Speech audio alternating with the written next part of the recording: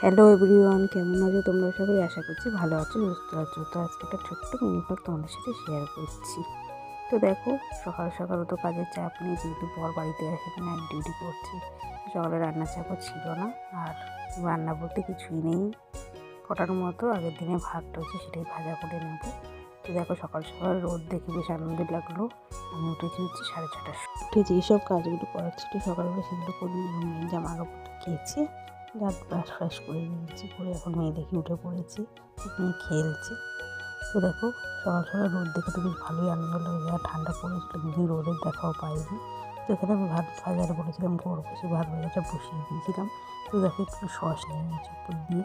আর এখন ধোয়া ওঠা গরম গরম ভাত ভাজা কারো ভাত লাগে সকালে অবশ্যই জানিও, আমার তো বেশ ভালো লাগে। তারপরে মেয়েকে খাইয়ে দাইয়ে বসে বললাম হচ্ছে তোমার রোদে। তো রোদটাও দারুণ লাগে। Tata, bye bye.